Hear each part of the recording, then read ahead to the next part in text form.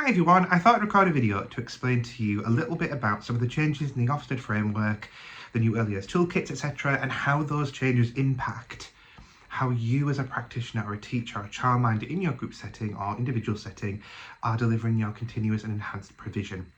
So this video is going to focus on 4 distinct points. It's useful for childminders, teachers in schools and practitioners who are working in group environments anywhere in England. So the very first point I want to cover here is essentially your purpose and your curriculum links in your continuous provision. Now, this is a really big change that I'm thrilled to see happening in the Ofsted framework. This real realignment to whatever activities you're designing and you're putting out for the children needs to be linked back to your curriculum. This is kind of like the death knell, if you want, of activity-led planning for continuous provision activities. Instead, we're now moving towards curriculum-led planning for provision-based activities. That doesn't mean that you can't still have activities available for your children in provision.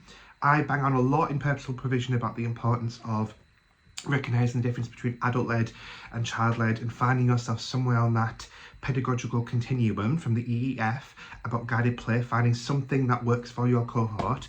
But it means whatever you're choosing to put out can no longer just look good. It could no longer just be out because of some idea that you had, and it can no longer just go out because it's something you've seen on social media. Now, if you've been following me for a while, you know that this is a big pet peeve of mine for a long time, of seeing things online that look really good and then bringing them into our environments. Now it needs to be the other way around. So for example, we recently had Remembrance Day and we had poppies.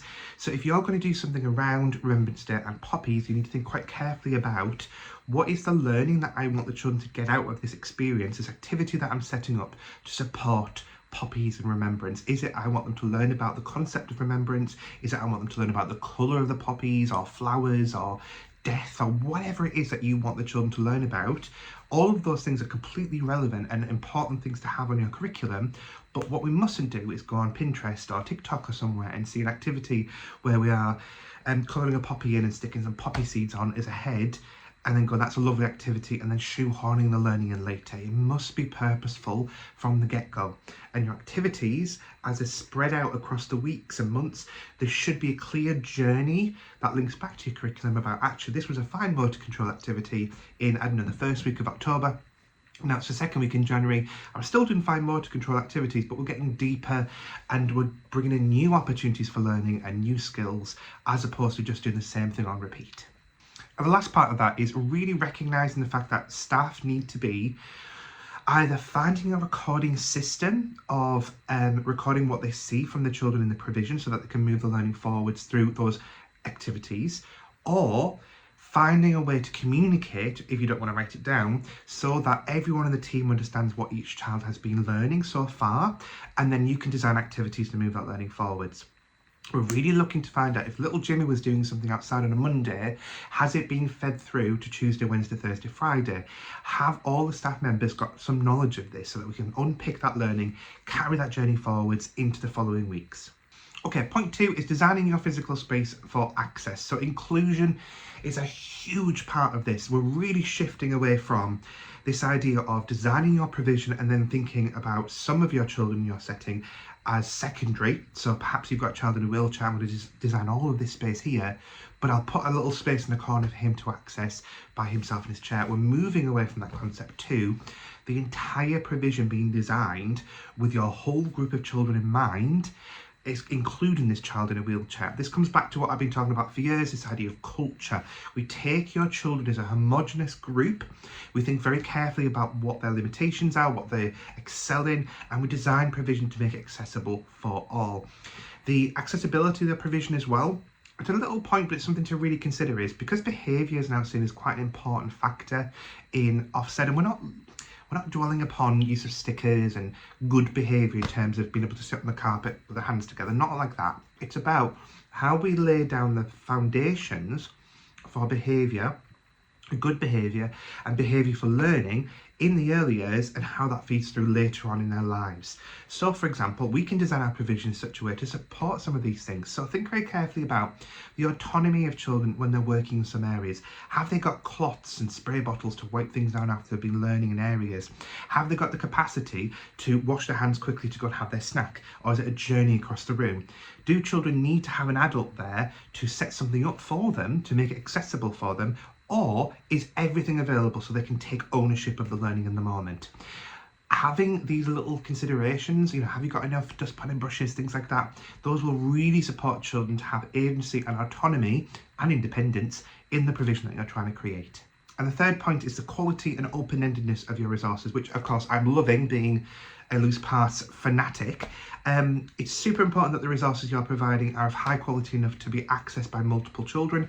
That's not something that Ofsted is necessarily going to check, but an implication for us is whatever we're designing in the provision needs to be accessible to all the children.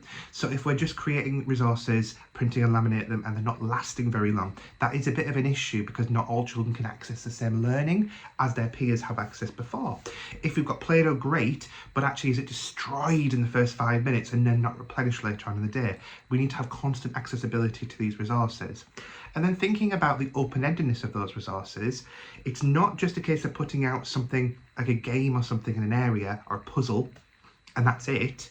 They need to be able to have other resources to bring in to open up their play and take some leadership on that themselves. So you might still want to set up an activity such as a puzzle, but nearby on the shelves there are other resources they can bring in to deepen their learning within the individual area. So that's a maths puzzle, so potentially they're able to go into the maths area and get out a maths game or some counters or a dice or something else to develop their interest or their knowledge in another part of the maths curriculum. We're not just providing a really closed-ended activity here.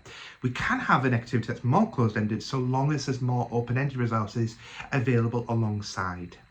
And the final point here is just really thinking about flow in your room. So I'm not talking about flow in terms of Csikszentmihalyi's concept of flow. I'm talking about the physical ability to flow around the room. I suppose this links back to accessibility, really. But really thinking about, can children access all of the provision that you've provided all of the time? Remember, the continuous provision that you're providing to the children has been carefully selected to match your curriculum. So you've got this big curriculum, 7 areas of learning, and you're really thinking about, I'm creating this area for this area for this, or this zone for this. But if you are a practitioner doing an intervention in the maths area and suddenly the maths table's taken up, the children can no longer access that part of the curriculum. If you're a teacher doing a focus activity in the reading area or the writing area, and actually children can't come and join you and take the resources from around you, then that flow, that accessibility and independence to access the curriculum through the continuous provision is no longer available for them. So it's really important to consider the position that you take when you're doing some kind of leading activity, and also making sure that there's nothing happening in the day that would limit the children being able to access certain things.